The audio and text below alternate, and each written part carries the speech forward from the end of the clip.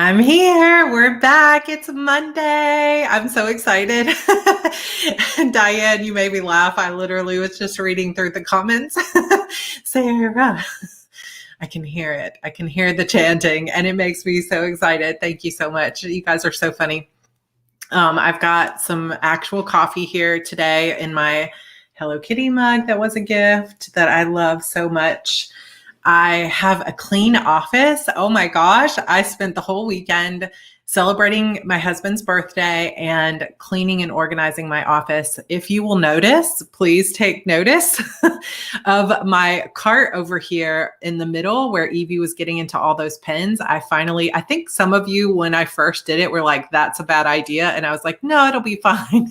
And then she literally got into those pens every single day. So I moved my B6 binders and some of my notebooks here, and the pens are up a little bit higher. So everything is organized. My Q3 Kanban board and all of these calendars are up and ready to go. I feel like a new person, honestly. I just feel like, sometimes when you get in that zone where everything feels like it's just squeezing you, where it's like nothing is done, everybody's expecting something from you. There's just like little things, one thing after another are going wrong, or just the pressure is mounting. It can feel like the rest of your life is going to be that way. And it can get really hard to see that there is an end in sight. And now that, even once the book was done, it was like I still had to promote it. And, there was a lot of other things that I had pushed off for a long time. So it felt really good to actually take a break after that and go on a little miniature vacation, which if you were following some of my stories and stuff like that, you may have seen that we took a vacation to Folly Beach, basically Little Oak Island, which is just on the other side of Charleston. And if you were following me back when I first started Heart Breathings, or when I used to do the coffee chats just from my other office where I had the view of the marsh and stuff like that, that's where we lived, was Folly Beach. And we were just a couple miles from the beach. And so we kind of went back to our old stomping grounds, just not going too far because Evie's been getting car sick.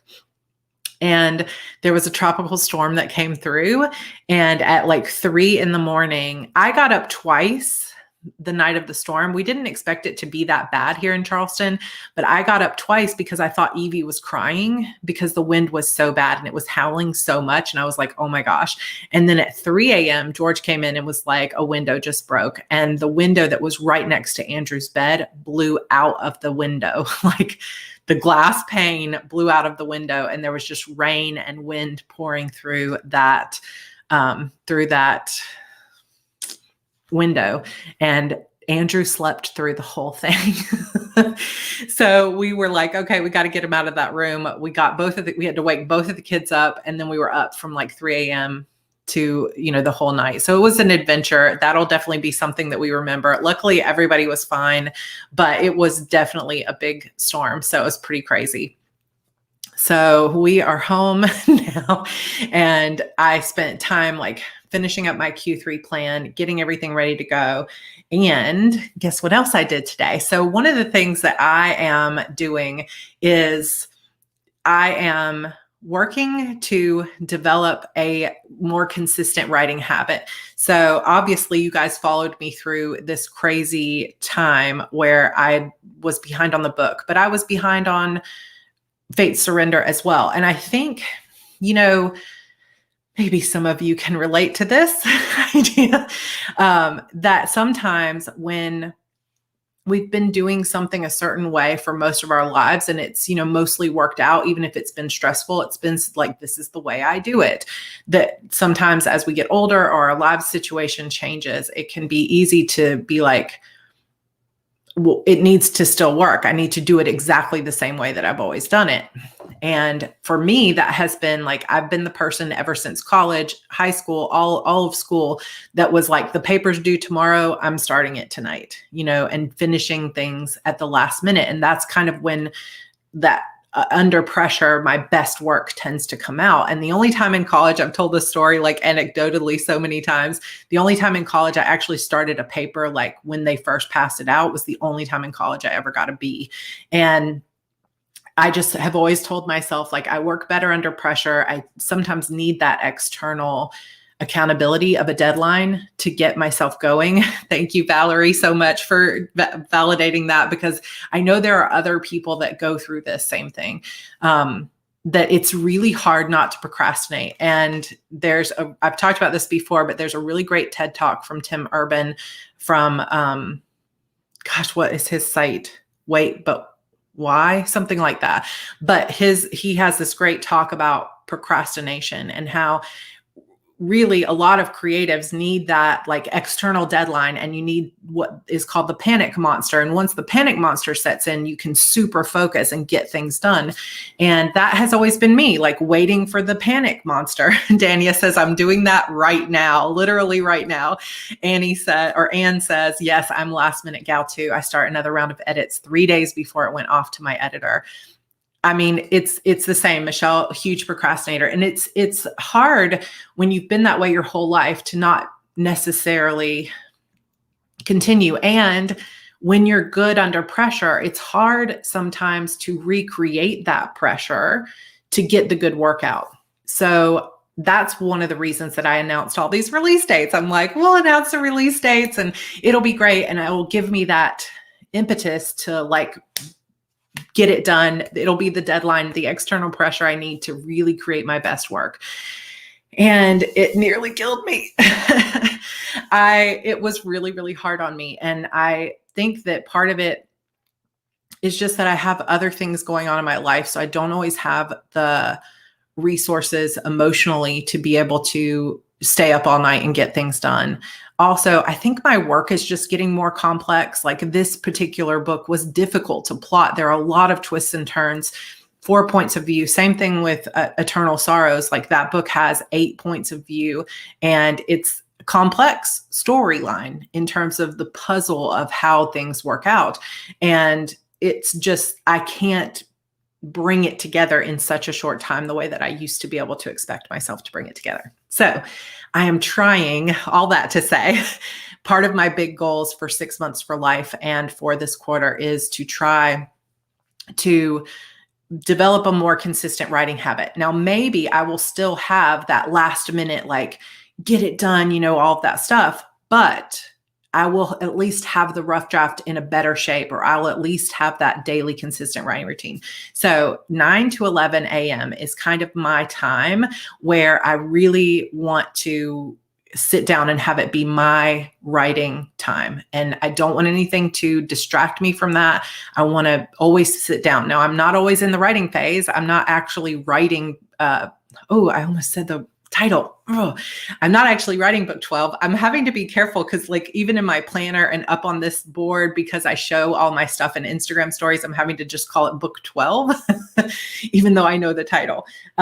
So today, because today is kind of like the beginning of the quarter for me, I spent all this time from 9 to 11 working on my note cards for the book.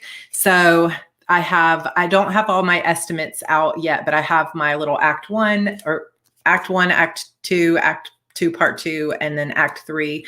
And then I have all of my little characters. So these tabs on this side are for the different acts. And then these tabs at the top are for the different characters. And a little bit of a sneak tease for those of you that have read the previous book. First bit of information about the new book is that there will be 6 points of view in this final book. So if you want to guess who the 6th person is, or 5th and 6th people are, don't say it out loud because it could be a spoiler. So do not post it here. But there are the 4 main POVs and then 2 smaller POVs is the plan. And so I've got all these little blank note cards, and it gives me so much excitement to think about the fact that the plot, like the world that I built out of my own brain and have been living in for 11 years, and other people have been living in for 11 years, their final journey will be on these note cards. And that is really like, it's just an exciting thing to see and to think about. Is like, it gives me butterflies in my stomach because I'm just like, oh, Oh my gosh, this is going to be crazy. I am estimating. I also set up my plotting notebook and everything today.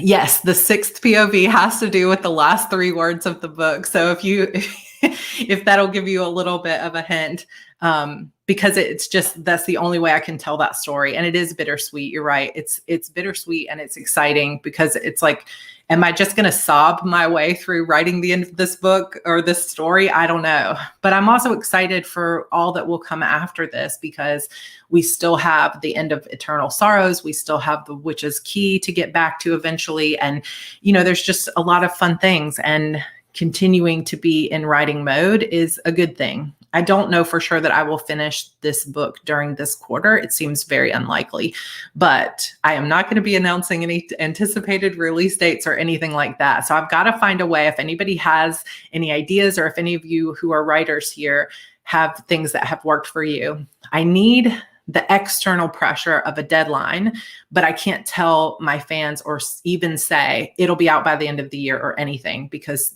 of the debacle that was this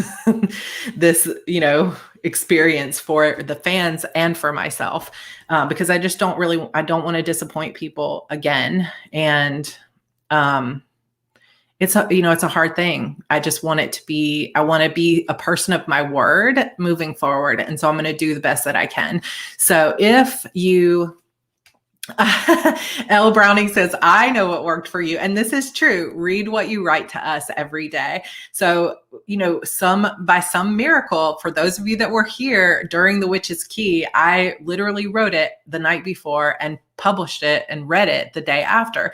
So it worked, having that external pressure definitely worked. But, and, I was thinking about that the other day. I was like, gosh, I did that with the stress of quarantine and a 6-month-old baby, 5-month-old baby.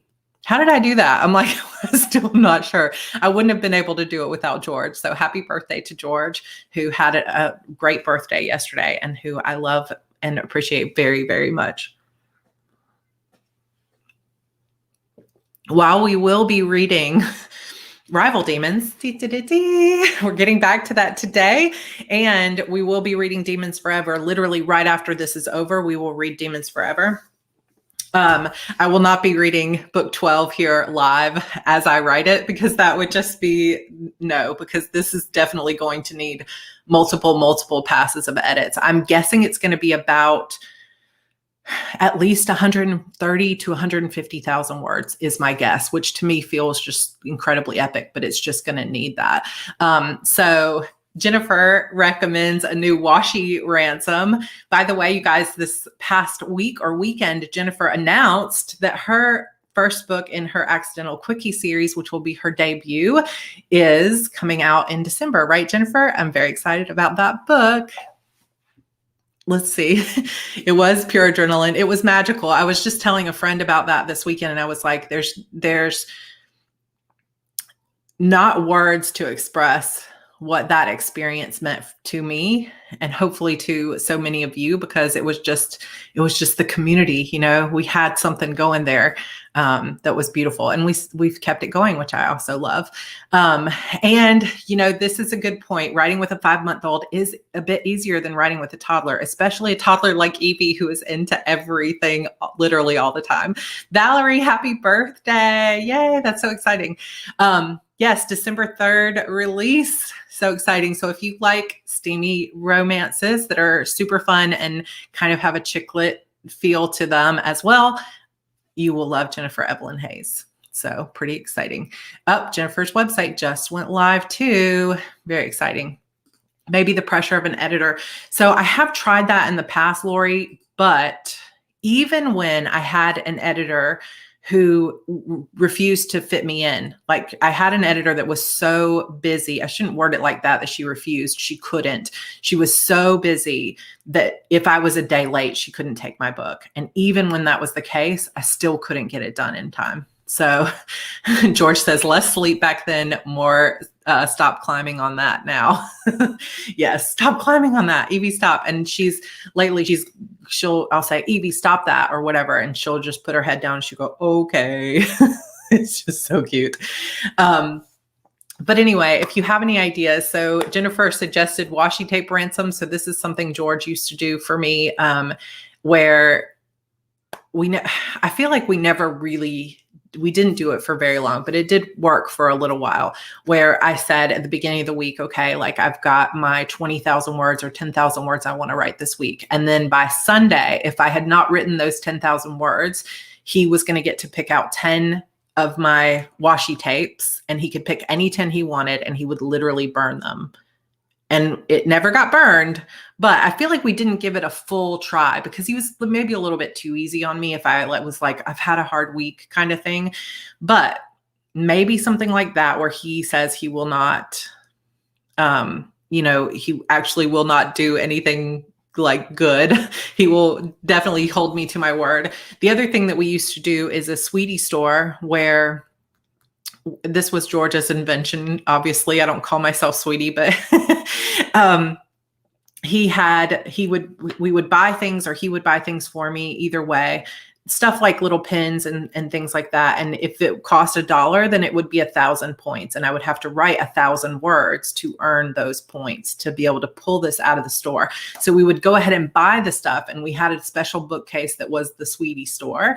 And we took those little labels and put 2,000, 1,000, 10,000. And we had treats from basically all different types of prizes and stuff like that. And then if I finished a book, maybe I got like an additional 10,000 points and stuff like that. That was more effective when we didn't have a lot of money. And I'm not saying we have like a lot of money now, but like back then we really had almost nothing to spare extra. So it was like, wow, I couldn't afford to really go and buy pins. So it was a stretch to be able to get them in the sweetie store.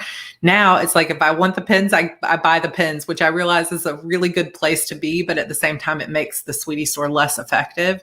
Now, if we want to put a Louis Vuitton purse in there, but then we couldn't afford the sweetie store at that point. So I'm not exactly sure what to do. Milestone day trip rewards: a day at the beach for Act 1, Disney World for Act 3. I like it. Definitely some good ideas for sure, I think. So a huge reward, but if you don't meet your deadline, no goal, like a week at a spa. I do like that for sure. I know. And Cheryl, he said he would burn it rather than letting me give it away, because if I gave it away, at least there would be some joy in that, right? Sacrifice something food wise. Yeah, that could work too. So it's kind of hard. So it could be, we could do something with betas. Like I could have my beta readers, that I give them a deadline and say, this is when it's going to be out. So I'm going to toy with some of those ideas. But anyway, let's go ahead and get back to our reading. I had to write some notes for a recap here for you guys. So if you are new to this experience and you just have found us, what we are reading right now is basically a live video of an audiobook reading. So we are on book 5 of my Shadow Demons Saga, which is called Rival Demons. So if you have not been here previously, or you haven't listened up to episode 4 of Rival Demons, you might be very confused, but you're welcome to stay and listen to it. I do have books 1 through 4 in completion that we read here on YouTube. So if you go to my main homepage of my channel and you look at the playlist, you will see it. So you'll start with the book called Beautiful Demons. And if you go to the pinned comment in the first, comment of the video, there will be a timestamp there, starting with, I think at the end of Shadow Demons, definitely for Rival Demons. I also YouTube started segmenting the videos. So I also put it in the segmenting of the videos, like the outline, but you should be able to find it and skip all this little chit chat talk at the beginning if you want to get through it quicker. But we only made it to episode 4. And episode 4, we only read half of it because George was late with picking up Andrew from school. They got stuck in traffic. So we are starting back with episode 5, but it has been a while. So here's a quick little recap of what happened previously. So previously on Rival Demons, Harper at the end of Shadow Demons book 4 was almost sacrificed, right? She was going to be killed and the line was going to be transferred to Brooke's family. So she, at the last minute, everybody got frozen, and Jackson, Leah, and Marianne pulled Harper through the portal. And because there was an open portal trying to pull the demon through, and like that's part of how the ritual works. So they pulled her through the portal to the shadow world, and that was the end of book 4. Now at the beginning of book 5, it took off right at the exact same moment, and they're trying to close the portal so that nobody from the human side can get through and they can get to safety. But at the last minute, 2 tigers who are shifter twins who can shift from human into tigers came through. They have an epic battle, and Marianne got injured, but Harper, in her extreme anger and frustration, ended up killing one of the tiger twins. So that's one of the first things that she has hurt people before, but that was in pure self-defense. This was in just pure rage.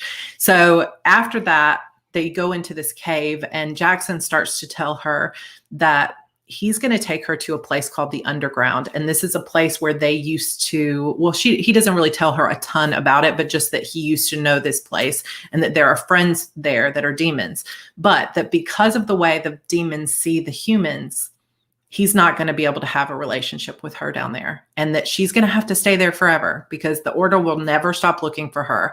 This twin will never stop coming after her for what she did to her sister. And the only way that he can guarantee that she can stay alive is for them to basically have to separate and break up, and her to live down in this underground for the rest of her life. Harper does not take this well, but they do actually travel from the cave all the way over to the underground, and they can't move quickly because if they shift, their magic will be traced. So they're walking basically all the way to the underground. But on their way, they do get spotted by the King's Guard, and the King's Guards are, obviously they report to the king, who we find out is actually Leah's father. So Leah is the princess of the Northern Kingdom, and he sees her, the guard sees her. And even though they get away from him, now the king knows that they're back in town, so to speak. And Leah tells him her father will not look favorably upon her being back in the shadow world. When they make it to the underground, a demon called Jericho takes them through the portal into the underground, where they have kind of a special way of making that happen, and takes them to Andros, who is the leader of the resistance and the leader of the underground. And he was once a good friend of Leah and Jackson. So he is like, well, it's a lot of people aren't going to understand why there's humans here, especially a human who is bound to the Order still, but we're going to help to keep you guys safe. So he sends Marianne and Harper into basically a suite of rooms that are just beautiful. They're like extravagant and gorgeous, but they basically are trapped in there. And a shaman comes and helps heal Marianne's wounds, but now they've been kind of trapped in here. Jackson and Leah are off on all these like meetings and other things that they're doing, but Harper and Marianne are just kind of stuck in these rooms. And the only time Harper really gets out is she gets to go to this dinner with Andros and his wife Aurelia and their daughter Sasha, who is called a shadowling. It's what we call children of the shadow demons. And she realizes that there is a history here between Jackson and Leah and Andros, and they've got, this past that she didn't really understand about Jackson. But she also sees how they aren't really planning so much to fight back against the shadow world or against the Order of Shadows. And so when she goes back, and she's actually, I think it's before, and she's taking her first like shower and getting all the grime and stuff off of her, she has a very important character moment where she says, I'm not going to stay here forever. I'm not going to forget about the people that are still in slavery and trapped by the Order back home. Someday I'm going to increase my power. I'm going to learn how to use my power down here. And then I will escape from here, and I will go back to Peachville, and I'm going to save those demons and those witches.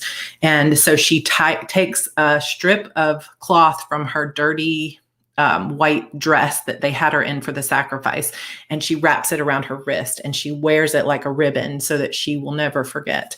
Then, of course, we've got the ending where we end up with a little bit of a gift back in their suite after dinner, which is a pair of armbands that have Andros's insignia on it that will allow Marianne and Harper to go out into the marketplace.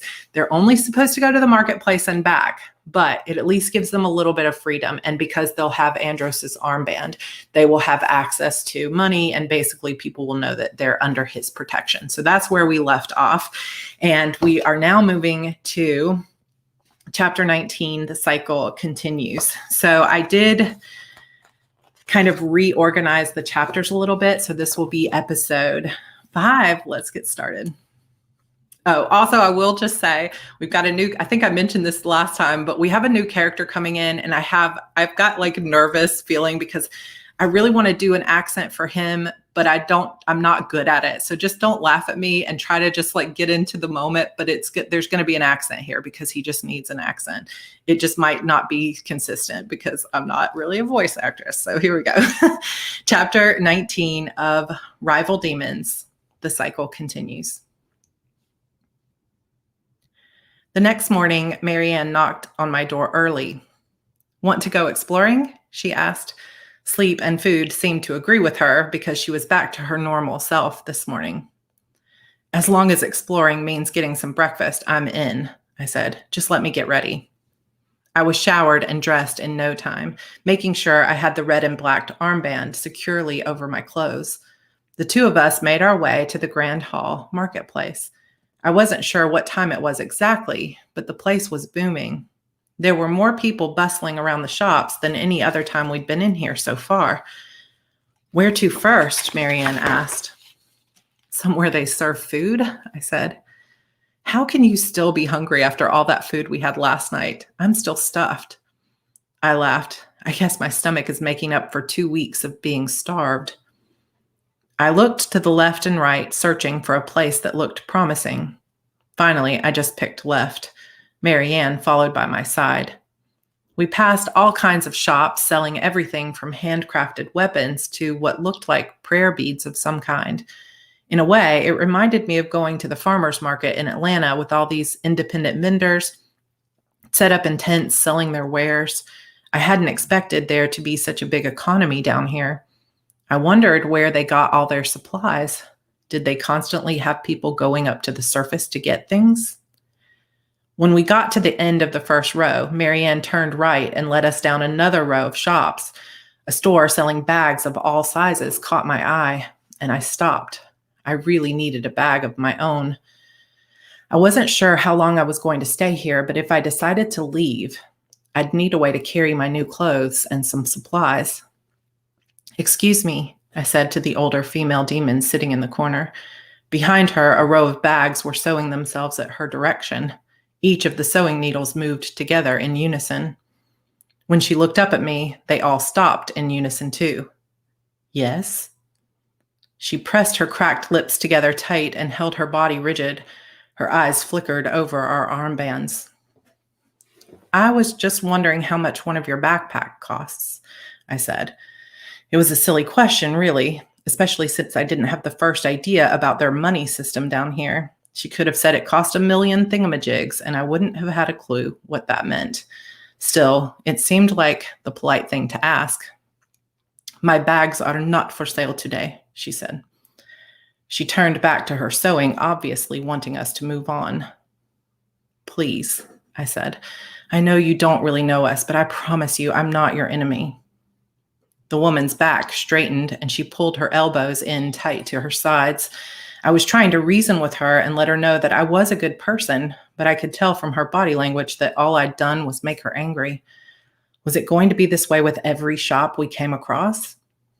Marianne tugged on my arm and backed away from the tent's entrance. "I'm sorry," I said, stepping back. "I didn't mean to offend you." Behind me, Marianne screeched, then tumbled backwards straight into the arms of another demon. He laughed and helped her get her footing.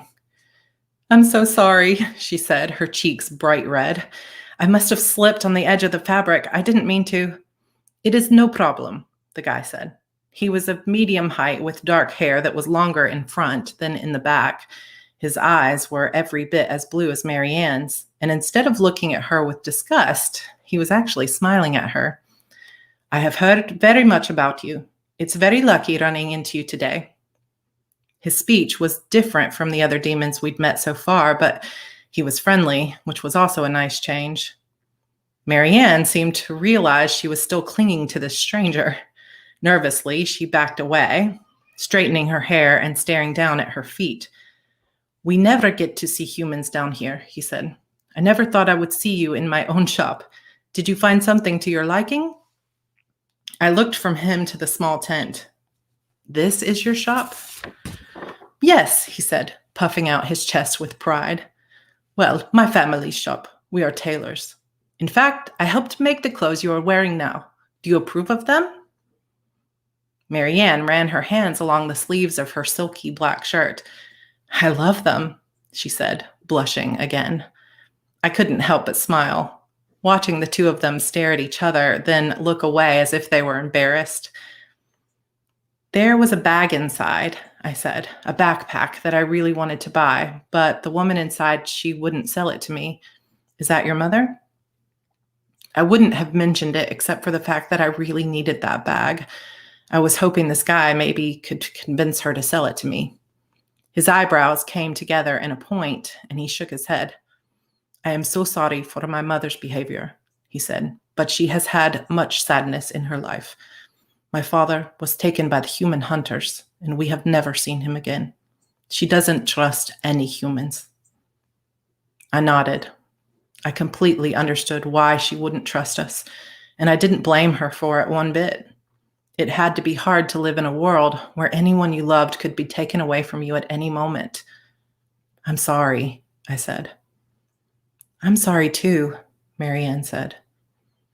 It was many years ago, he said. Besides, you are not like those hunters. I know that our princess and our leader would never let any of those types of humans into the underground. I will get you a bag. Please, wait here just one moment. He disappeared into the tent, and we heard some whispering, then some arguing. Finally, he emerged carrying a pair of backpacks made from a heavy cloth. I smiled. Thank you so much, I said. You have no idea how much this means to us. Please, here, let us pay. I tried to hand him my black card, but he waved it away. It is my pleasure, he said. He looked at Marianne, his eyes sparkling. You may repay me by spending the day with me, telling me all about your world and what you have been up to since you arrived here in the underground. I had to hide a smile. We seemed to have run into the one demon here who didn't hate us. In fact, I think he had quite the crush on Marianne. I waited for her to respond, but she just stared up at him. That sounds like a fair trade, I said. I held my hand out to him to shake. My name is Harper, and this is Marianne. He took my hand and bowed slightly to me. My name is Essex. It is such a treat to meet you. Where would you like to see first? Can you show us a good place to get some breakfast? My stomach growled. He nodded. Come with me. I will show you my favorite place in the entire underground. We spent the next hour at a small tent cafe on the corner of the marketplace. There were only 6 tables in the entire place, and most of them were empty, so we didn't have to worry about anyone bothering us, which was nice. We had a great breakfast. Their version of eggs down here were delicious. I watched the cook preparing them and was amazed at the bright pink color of the shells. What kind of eggs are these exactly? Marianne asked, taking a bite of her sandwich. Angel bird eggs, he said. I wondered what an angel bird looked like. I couldn't remember seeing any birds on our trip so far. Where do you guys get all of your supplies down here? I asked, since it had been on my mind so much lately. Do you grow your own food below ground? Essex shook his head. Not all of it, he said. We do have a garden district 1 level below this one, but we do not raise our own animals. So someone goes out to hunt? Marianne asked. Yes, he said. Most of us have a job to do down here, just like on the surface. Some are gatherers of food, others trade for supplies like cloth or leather. Many are members of the resistance and spend their days training. The resistance? I asked. I perked up a bit at the mention of training. They're the fighters, right? Essex tilted his drink to his mouth and finished it in one gulp. Yes, he said. They are an army of fighters who train all day so that they can fight back against the Order. Do they ever actually go up and fight? Marianne asked. I was glad we were alone in the cafe. I had a feeling this was exactly the kind of conversation most of the demons here thought we shouldn't be having, especially since there were those who still thought we might be reporting back to the Order. From time to time, the alarm will sound and our resistance members will head out, but they rarely report to us about what is happening on the other side, he said. Sometimes when they come back, they are cheering and their numbers are still high, but other times they return with wounds and many missing, never to be seen again. We ate in silence for a minute. I let Essex's words sink in a bit. Why didn't they keep everyone up to date on what was happening with the resistance? It seemed strange to keep it all a secret and make everyone wonder what had really happened. Do you hear anything at all about their missions? I asked. Like where they were going or who exactly they were fighting? Essex shook his head. No, but this is normal, he said. The council believes there is no need to worry the rest of the community with this kind of information about the surface. It only will lead to suffering and worry. But what's the point of being down here if not to try to build up a community of demons who can fight back against the Order? I asked. What's the purpose of being left in the dark? Most of us are not choosing to be down here so we can fight, Essex said. We are here to be safe from the hunters. As long as we can provide some service to the community, we are welcome here, even if we do not want to fight. Like bag making or tailoring? Marianne asked. Yes, he said, with a smile full of pride. Exactly like bag making. It is an important service we do for the resistance. We provide them with bags and armor and boots. This is our contribution to the fight. My mother and I are very lucky to be here. We come from a small village in the far north. The purpose of the underground was becoming clearer to me as we spoke. From where I sat, I could see a good portion of the marketplace. As Marianne and Essex changed the subject to his work and how he learned to be a tailor, I studied the demons of the underground as they traveled from shop to shop or did their work.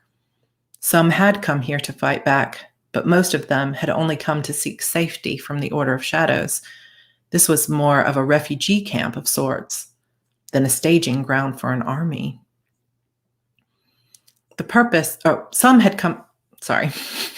No wonder the Order of Shadows had such free rein to take the demons in this world.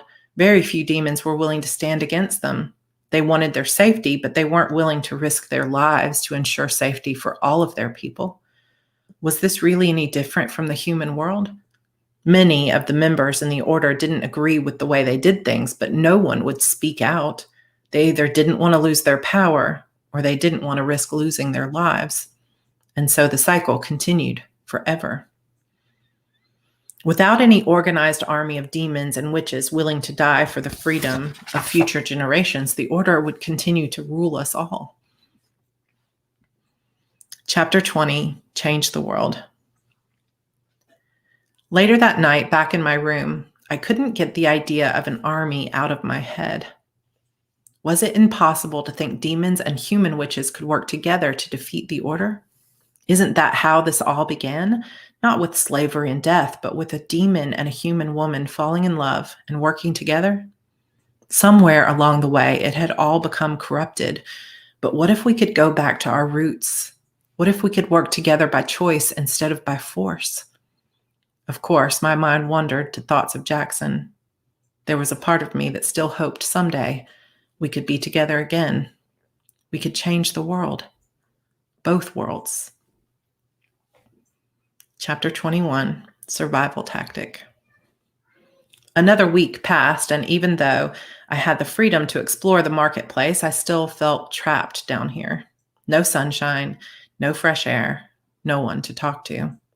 Marianne and Essex had hit it off immediately, and when he wasn't working, he was in our suite or they were walking around and talking. I tagged along a few times, but mostly felt like I was getting in their way. I scoured the marketplace for something I could read or an equivalent of an MP3 player so I could listen to music, but entertainment items weren't exactly a priority down here. Most of the shops were for more practical items like weapons, clothing, food, or other necessities. The demons in the grand hall slowly became used to seeing me walking around, and I got a few smiles here and there instead of threatening looks. I had become friendly with some of the food vendors, but I hadn't met anyone I would really consider a friend. Not the way Marianne had, anyway. Sometimes seeing her with Essex made me even angrier with Jackson.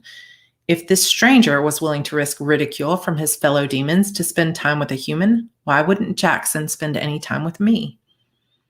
Of course, wasn't I the one who'd been pushing him away ever since we got down here? It was a survival tactic. I believed that being close to him and pretending to only be casual friends would be harder than simply cutting him out of my life.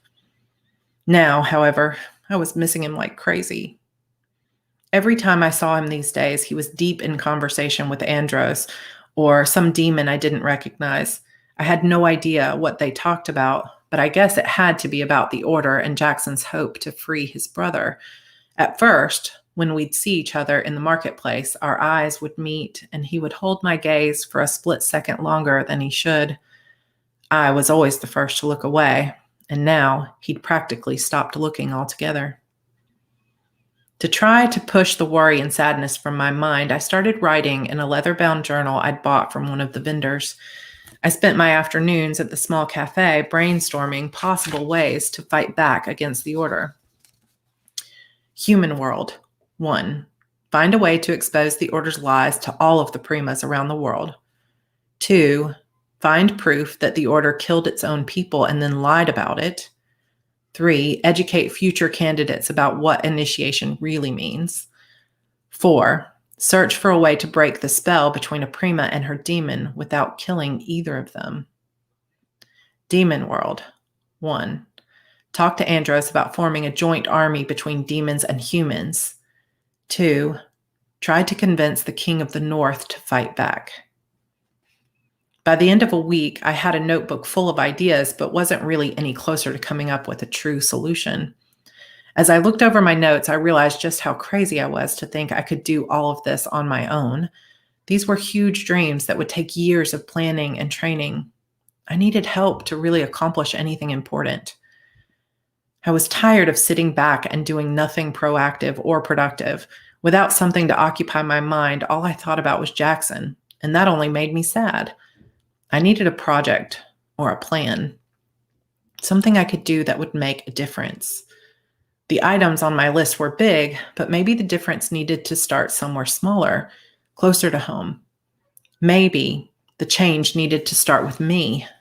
No one cared to listen to a young human witch without any real battle experience or knowledge of how to fight with magic. Yes, I had managed to end a few lives, but only in the most desperate of situations, and only with help from Airden or Jackson. If I truly wanted to make a difference, I needed to learn how to fight. What little training I'd had with Zara back home in Peachville was so minimal it hardly counted. Besides, I knew I couldn't trust anything the Order's witches had taught me. After what Leah showed me in Aldine, I knew the High Council of the Order was capable of a lot more than they ever taught their fellow witches. They preferred to hold on to the secrets of their most powerful magic so that, if need be, they could use it against anyone who dared to voice opposition. They were afraid that if everyone knew just how powerful they could be, they would rise up and overturn the leaders of the Order. So instead, they taught their primas just enough to scratch the surface of their power, but never enough to make them a real threat. Never enough to allow them the strength to fight back. Well, this was one prima who had her eyes wide open. I knew exactly what witches like me were capable of, and I desperately needed to learn how to access that magic and power within myself. I might not have the same kind of strength and demon power as a prima who had already passed through initiation, but I knew there was a reservoir of untapped power inside me. I had seen it that day we came through the portal. I still didn't know what had come over me when I killed that sister tiger. I wasn't thinking. I was only acting on instinct. But the power that had raged inside of me was foreign and terrifying and incredibly strong. If I could find a way to access that kind of power and still have control over it, I would be capable of so much more. I touched the strip of white cloth around my wrist, feeling a rush of certainty fill me. No matter how helpless I felt down here, there was one thing I always had access to: my own power. It was time I learned how to use it. Chapter 22, The Information You Are Seeking. Alone in my room, I started working on my magic. Nothing fancy, just learning how to reconnect to my power.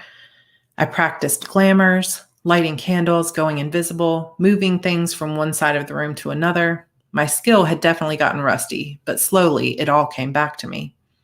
When I'd nailed down the basics of what I'd learned in Peachville, I started experimenting with slightly more daring magic. For example, I spent a few hours learning how to make my leather jacket hover high in the air, then quickly dive bomb to the floor at breakneck speeds. Of course, a soft jacket was harmless at those speeds, but what about a brick or a knife? If I could learn to control both the speed and direction of any item, then I could almost always find a weapon, no matter what situation I found myself in. Hell, what would stop me from learning to lift an entire person high into the air and then send them into a wall or a rock? Despite hours of practice, I'd still been unable to match the speed and power of the rocks I'd thrown at that tiger, but I was making progress, and that was all that mattered. With my limited materials and space, I was only able to get so creative with my own magic. What I needed was a good teacher and a good place to practice. Essex said they had training grounds here in the underground where they took their best students of the resistance and taught them techniques to fight against the order. I wondered if there was any way I could find those classes and watch what they did. I doubted the demons would want me learning their fighting techniques, but what if I could make myself disappear and observe them from some hiding place? Then again, all demons seem to have their own unique powers and abilities. All it would take is one demon who could see through my invisibility glamour, and my fate down here would be in serious danger. Hiding out to watch their secret training sessions would definitely make me look like a spy. It was too risky. I pushed the doubts from my mind and instead channeled my frustration into my magic. I stood with my back against the door and slowly chose several items one after the other and lifted them into the air. My jacket, the backpack, a hairbrush, my pillow, one of my black boots. It took every ounce of my concentration to keep all 5 items lifted and controlled. Slowly, the jacket began to fall toward the ground, and I switched my concentration over to it, lifting it back into the air. As soon as I did, the other 4 items collapsed in a heap on the floor. Damn. I sighed and leaned against the door. I'd been trying to perfect this one skill for at least an hour. I did okay when it was just 4 items, but the second I added a 5th, everything fell apart. I knew that if I ever wanted to have a chance to defeat the order, I was going to have to bring my focus to a whole new level. I needed to develop a concentration so sharp that no one and nothing could break it during battle. Right now, my mind was still too scattered. In the other room, I heard the front double doors open. I froze, listening for who had come through. Marianne giggled, and I relaxed, glad it wasn't Jackson. If he discovered me in here practicing magic on my own, I knew he'd be pissed. I poked my head out the bedroom door and saw Marianne and Essex sitting on the couch, heads huddled together looking at something. "Hey guys," I said. They turned toward me, then separated like kids caught making out in their parents' living room. "Hey," Marianne said, "I didn't realize you were home. Essex just got off work, so we came here to hang out for a while. Hope that's okay." I shrugged and came deeper into the living room, curious about what they'd been looking at so secretively. "Sure," I said, "I don't mind." Essex turned shyly toward me and put up his hand in a half wave. On his lap, I could just make out a blue book with a tattered binding. "Hello, Harper. I trust you are having a pleasant day." "It's been fine so far," I said. "I just wish there was more for us to do down here. I mean, even just a place to exercise or a small library or something, you know." He fidgeted and moved the book under his thigh, looking nervous. "Yes," he said, "it can be quite dull down here if you don't have a trade." I moved around to the front of the couch and sat down on the large white marble coffee table. "What's that you've got there?" It was obvious he hadn't wanted me to see the book, and maybe it was rude to call him out on it. But I wanted to know where he'd gotten it and what exactly was in it that he didn't want me to know about. Marianne shifted her feet underneath her. She looked around, double-checking that the doors to the suite were closed. "Is Leah here?" she whispered. I shook my head. "I haven't seen her since yesterday afternoon." She bit her lower lip and seemed to make a decision about the book. "Show her," she said finally. "She won't tell anyone, I promise." Essex kept his eyes trained on the ground. In his lap, his left hand trembled slightly. I realized I'd misjudged how important this book was to him. He wasn't just nervous, he was terrified. "Hey," I said, leaning my head down to try to catch his eye. "I didn't mean to upset you. I just saw the book and was curious. Is it something important?" He nodded slowly and looked up at Marianne, as if asking her if she really did trust me. "It's fine," she said. "We're like sisters. I swear you can trust her." Essex took a deep breath in, his chest puffing out. He finally released it, allowing his shoulders to relax a little. With a nervous twitch of his hand, he lifted the book and set it out on the couch between the two of them. "What is it?" I asked. He glanced toward the door again, then finally turned and met my gaze. "What I am telling you is restricted information," he said. "I heard some members of the resistance talking a few days ago about a mission from which they had just returned. They spoke in quiet voices, telling the story to a soldier who had not been at the battle.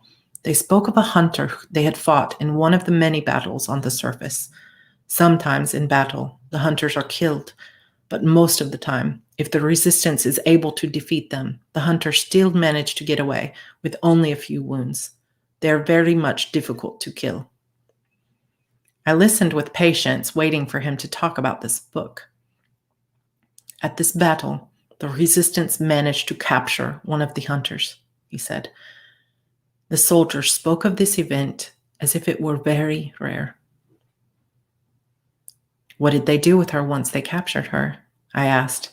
At this point, I was sitting on the edge of the coffee table, my hands sweaty with anticipation. "They forced her to take them to the place where she lives," he said, "a cave of some sort high in the snowy mountains above Golier." He paused, putting one hand on top of the book. "This book is one of the things they found as they searched her home," he said. "According to the soldiers, an entire box of books had been found there in the cave." "What kind of books?" "Spell books," he said, "and more importantly, records." A chill slipped down my spine. "Records." "Notes about each demon the hunter had ever taken from our world to yours." I leaned back, my mouth dry. I wondered why they would even be keeping records. "How did you get hold of one of them?" Essex shifted in his seat. He didn't answer. He simply looked down at the book and picked at the tattered edges of the binding. "He stole it," Marianne blurted out. "I am planning to return it," he said quickly. "I only needed to see if my own father's name was included in one of the books." "And was it?" I asked, trembling. When he looked up, the pain in his eyes was heartbreaking. "No," he said. "My father's name was not there, but many others from my village and the villages near mine. It must have been a different hunter who took my father." "I'm sorry," I said, not sure what else to say. "What happened to the hunter, the one they captured?" "I do not know," he said. "They did not say more about her, only that they found these books in her cave. I was too afraid to question the soldiers about what happened. I did not want them to know I had been listening." "Where did you get the book?" I asked, wondering what other books might also be stored there. "Is there some kind of storage room where they keep them all?" Essex nodded. "Yes," he said, "in the council's meeting hall. It is a large room here where all of our books are stored." "Sounds like a library," I said. Can we not just walk in and ask to see some of these books? His eyes grew wide and he shook his head. No, going inside the council's chamber is strictly forbidden unless you are a scholar or a translator or a member of the Underground's council, he said. I don't understand. How did you get the book in the first place if it's so hard to get inside? It was an accident, he said. Or perhaps it was fate. One of the soldiers telling the story that day dropped it in the marketplace very near to my tent. I picked it up quickly before he knew it was gone. When I discovered what was inside, I knew I must study it before I could let them know that I had it. I thought for a minute, letting Essex's story sink in. You said they also had spell books, I asked. He nodded. Did they say anything about what was in those books, anything at all? Marianne sat up straighter. I think I just got what you're thinking, she said to me. If the hunters here lived for hundreds of years, who's to say some of those spell books wouldn't be extremely old? Or extremely rare, I added, excitement pulsing through my veins. What if one of the books they found had some kind of clue about how to break the spell that ties me to Erden? Erden? Essex said, confused. You are tied to the twin of Denair? Yes, Marianne said, only we call him Jackson, not Denair. Harper is the future prima of the Demon Gate town where his brother Erden is being held captive. Her family has been tied to Erden's power for 100 years. All I want is to be able to break the spell that holds us together, I said. I spent some time in our world looking for any kind of clue as to how to do it, but the only things we found would mean that either Erden or I had to die. I wish I could be of more service, Essex said. I have not known about the way things work in your world, so I have not known of any way to break this spell you are talking about. However, I do know that the Underground's council holds hundreds of tomes that once belonged to the Order of Shadows. Some of them date back to when the Order first crossed into our world over 200 years ago. Maybe one of these books could contain the information you are seeking. My breath caught in my chest. Could this really be happening? Had I really just stumbled onto the one secret here that might save all of us? One thing was certain. I had to get into that library, no matter what it took. Ooh, 4:58 p.m. Just barely squeezed in there at the very end. All right, you guys. So that is our next episode of Rival Demons. I am so happy to be back into our readings. We have what will be, I think I've kind of been working through them. I think we're going to have 11 or 12 episodes that will be in this particular book. So we will go through all of July. And then let's see, I have it's up on this calendar and now I can't remember. But somewhere towards the beginning of August, we will finish this book and move on to Demons Forever. And the plan right now is to have, it'll be like episode 11 and 12 and then a coffee chat. And then that very following Monday will be Demons Forever episode 1. And that will carry us all the way through October, which we will be having a spooktacular event. So I'm so glad you liked the accent because I was really nervous to do it. So it's not always consistent, but it works, right? Oh, look at our little baby. Come here. Hi. You want to say hi to everybody? Can you say hi? I want this one. I want this one. This pen. Can you say hi? Do you hear that sound? That's Mommy's alarm. I have a sound that goes off now on my phone every 30 minutes to remind me to track my time. Can you say hi? Hi. Hi. You look so cute. Now you hear another noise. Daddy's getting ready to cook dinner. Do you want to sing for everybody? Say, twinkle, twinkle, little star, how I wonder what you are. Up above the world so high. Can you do it? Like a diamond. Well, you guys got a little bit of it. I want this one. I want this one. You want this? It's kitty. Yeah, it's a kitty. She likes a little Hello Kitty. I forgot. I think Vanessa asked to see my shirt earlier. It's a unicorn and it says, "I will cut you." It felt appropriate for getting back into reading Rival Demons. I forgot to show you guys that, but oh my goodness, this little baby she will turn 2 in this quarter, and I just can't believe it. We are going to do a little birthday party for her, and the theme is going to be Too Sweet, like number 2. And I think I'm going to try to line up. Daddy. Here you go, Mommy. Here you go, Mommy. Thank you. I think we're going to try to line up a photographer because I just need to have some photos of her in her little birthday outfit. So it's going to be awesome. You guys, I'm so very grateful that you're all here and coming back. I know that it has been quite the journey over the last couple of months trying to get back into routine and, get the book done. But the book 11 is done. We are on our way to reading books 5 and 6. And then I will be writing book 12 as we go. So it's going to be lots of fun. And I'm glad that you guys are here. Which one? This one? No. This one. Okay.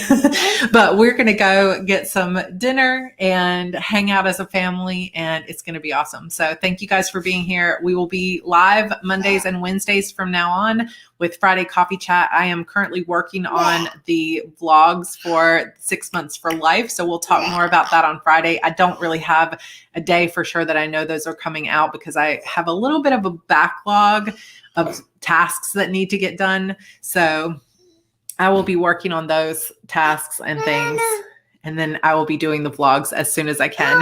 But if you want to chat about 6 Months for Life, if you have been around hearing about that project to change your life in 6 months, come hang out with us on the Discord server. There is a link for it down below if you want. Yeah, this is what I'm talking about, LA. It's like literally every 5 seconds. I want this. Let me have this. Let me have this. It's really fun, but it's also like nonstop. So which one? This? Shiny. It's a lot of, she's got a little bowl now full of paper clips and stuff. So it's crazy. Anyway, we will be back Monday, Wednesdays, and Fridays from now on for a while, for the foreseeable future. So I hope that you will join us or watch on the replay, and make sure that you put a thumbs up there. That does not taste good, does it?